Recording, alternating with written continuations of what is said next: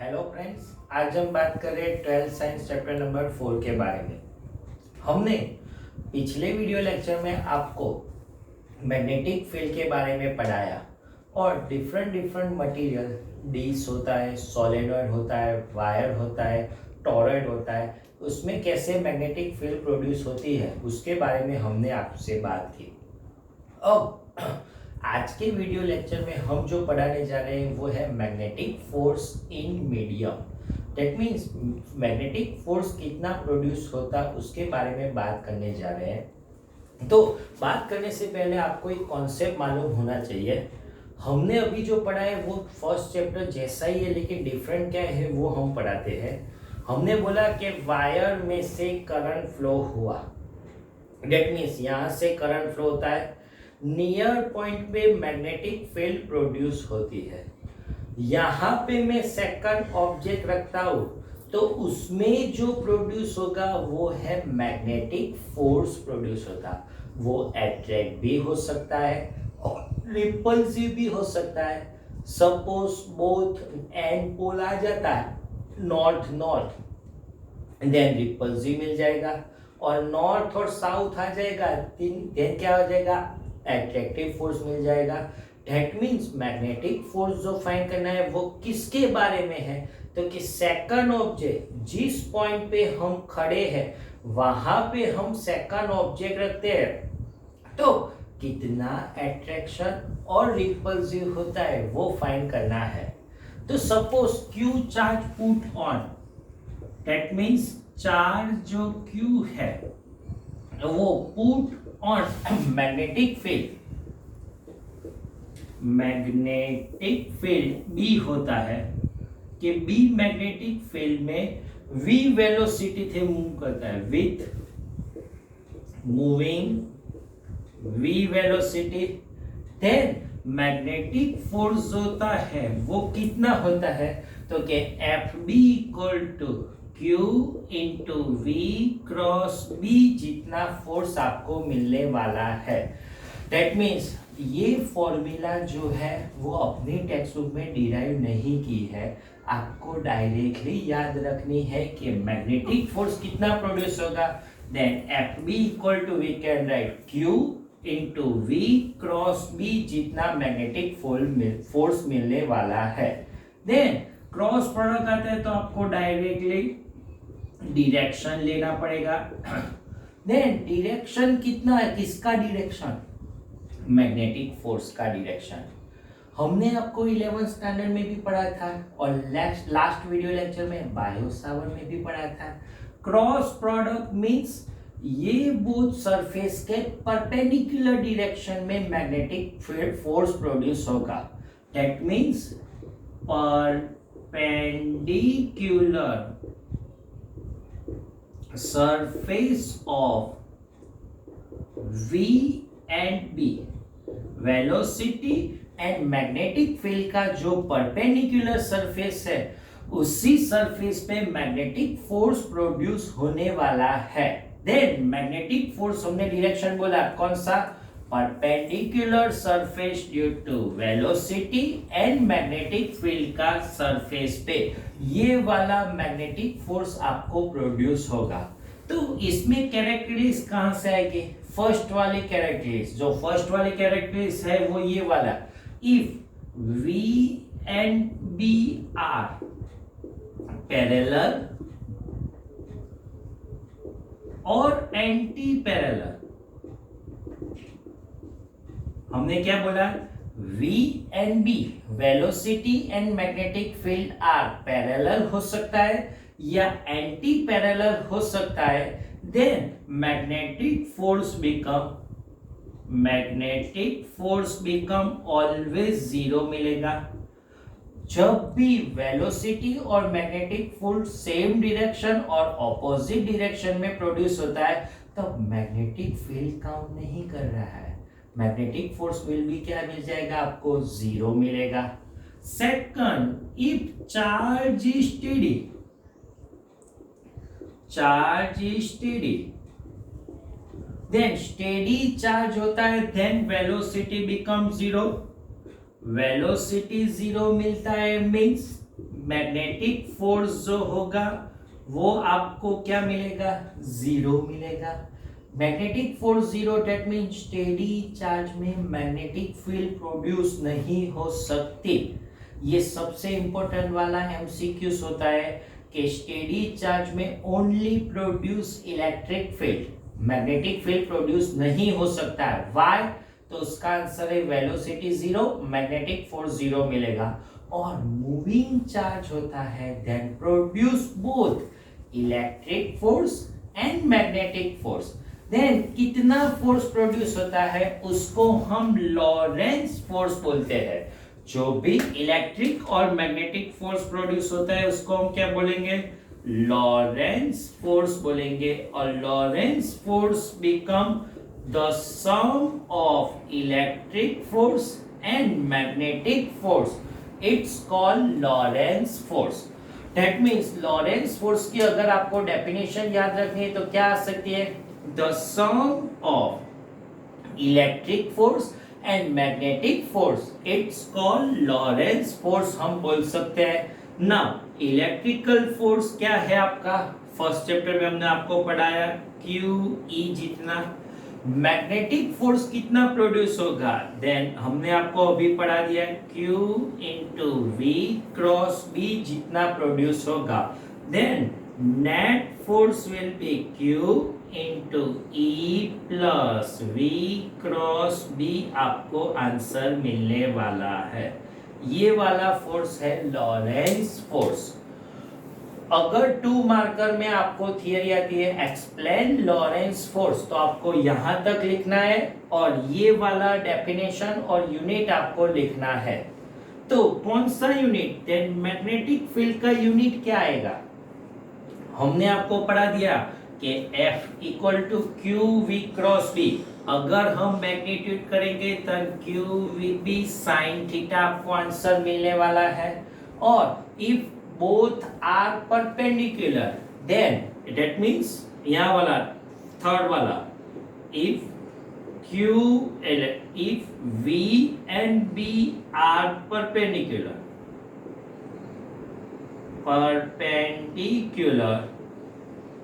Then आपको क्या answer मिलेगा, मैग्नेटिक फोर्स बिकम मैक्सिमम। कितना मैक्सिमम होगा, क्यू वी बी जितना मैक्सिमम होगा। यहां से अगर हम बी को सब्जेक्ट बनाएंगे F upon Q V answer मिलेगा। देन यूनिट फोर्स, फोर्स का यूनिट आपको मिलेगा न्यूटन। चार्ज कूलम और Q I T ampere into second मिलेगा। Velocity metre upon second, second second cut, newton upon ampere metre, उसको हम Tesla unit बोलते थे। कि पिछले वीडियो लेक्चर में हमने मैग्नेटिक फील्ड प्रोड्यूस डिराइव की थी, तब हमने बोला था उसका यूनिट टेस्ला आएगा। लेकिन tesla equal to we can write newton upon ampere into metre लिख सकते हैं। अब इसका डायमेंशन निकालेंगे, न्यूटन मतलब 112 लास्ट माइनस, एम्पियर का प्रोड्यूस आता है A1 और मीटर का L1, their answer will be M1 L0 T -2 A-1 जितना मैग्नेटिक फील्ड का यूनिट मिलेगा। अब लास्ट वाला सेंटेंस आएगा डेफिनेशन। 2 मार्कर आते हैं, आपको यहां तक लिखना है, उसके बाद डेफिनेशन लिख लो। 2 मार्कर की फर्स्ट थ्योरम कंप्लीट। क्या डेफिनेशन है, magnetic field put on 1 coulomb charge with speed 1 metre per second. 1 coulomb charge को 1 मीटर पर सेकंड की स्पीड से मूव कर रहे हैं, then magnetic force will be 1 newton. Magnetic force कितना मिलता है, 1 न्यूटन। देन उसको हम मैग्नेटिक फील्ड बोलेंगे 1 टेस्ला। दैट मींस 1 टेस्ला जितना यूनिट मिलेगा। क्या डेफिनेशन है, magnetic field on put 1 coulomb charge with speed 1 metre per second, then magnetic force will be 1 newton, it's called magnetic field 1 tesla unit आएगा। अब ये magnetic field में हम uniform magnetic field में रखते हैं। That means uniform magnetic field,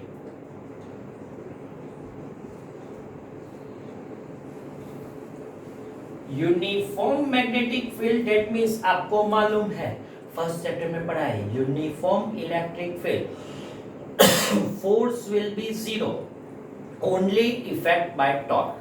अपनी simple language में पढ़ाते हैं तो uniform magnetic field that means only move on circular path, circular path पे ही मूव करेंगे, उसी पॉइंट पे जाके ओनली रोटेशन कर सकते हैं, उसको यूनिफॉर्म मैग्नेटिक फील्ड बोलेंगे।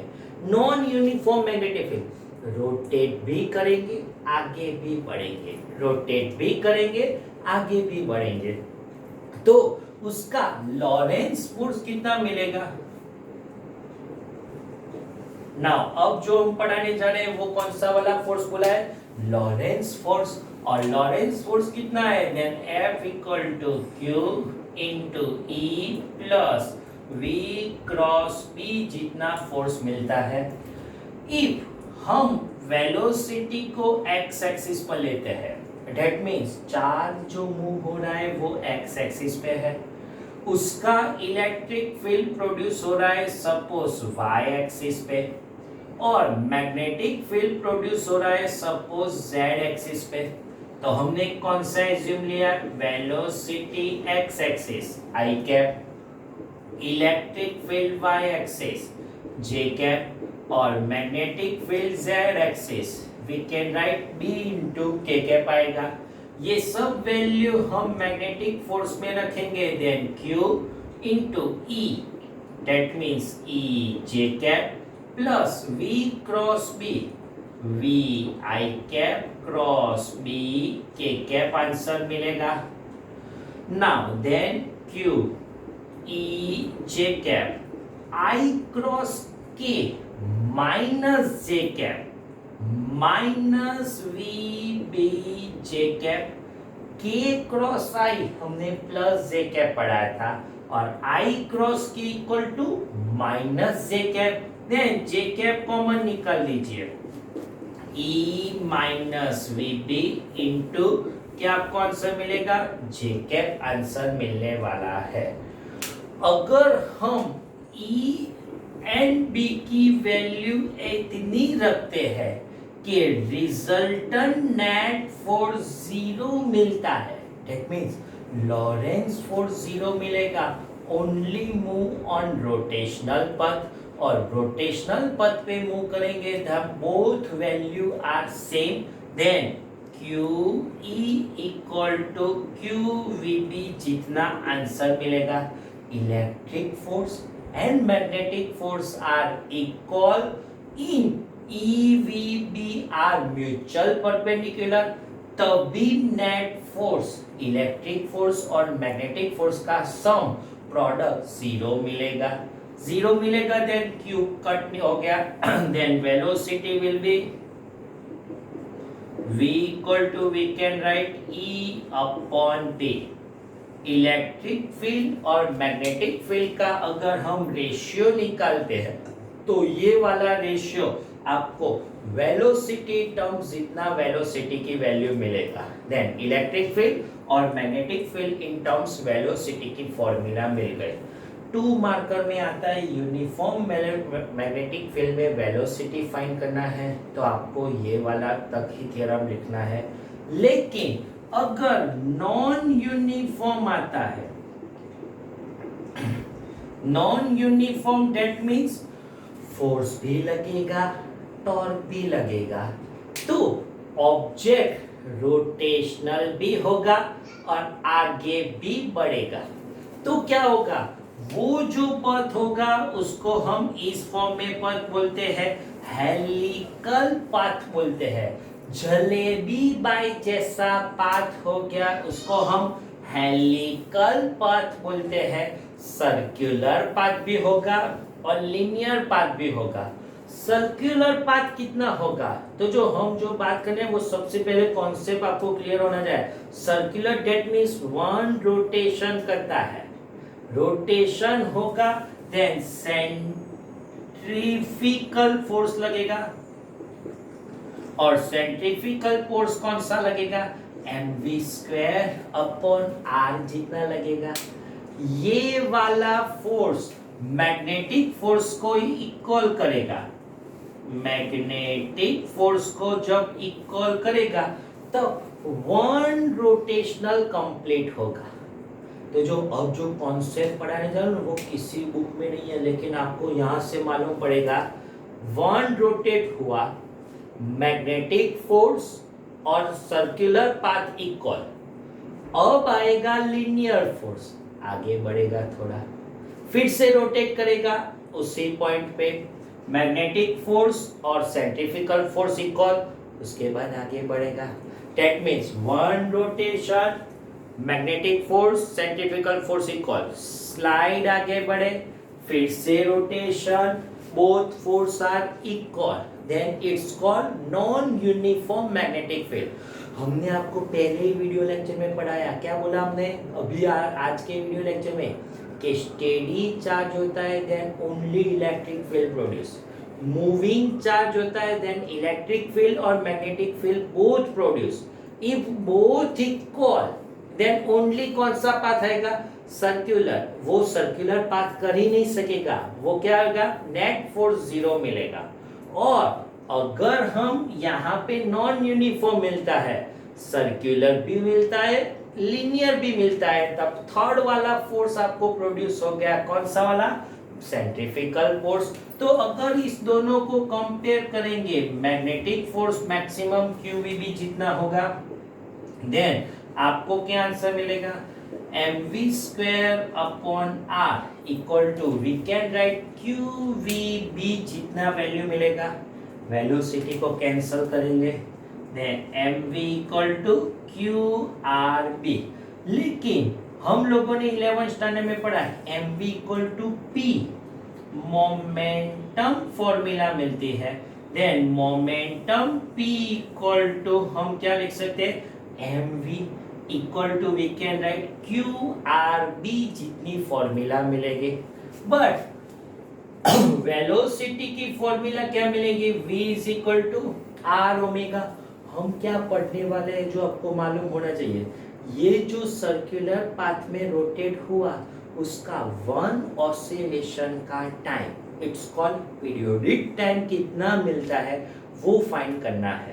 तो पीरियोडिक टाइम फाइंड करने के लिए VR मेगा लिखेंगे, तब MR omega equal to we can write QRB जितना मिलेगा, R cut, then omega will be angular frequency आपको मिलेगी, और angular frequency omega equal to QB upon M जितनी फ्रीक्वेंसी मिलने वाली है।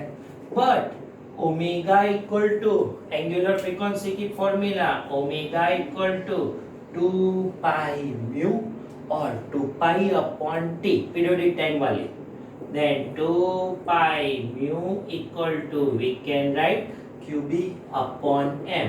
देन फ्रीक्वेंसी की बारे में बात करेंगे, then frequency mu equal to QB upon 2 pi M जितनी वैल्यू मिलेगी। ये आपको सर्कुलर पाथ में मूव करेंगे तब इतनी फ्रीक्वेंसी मिलने वाली है। Then periodic time is,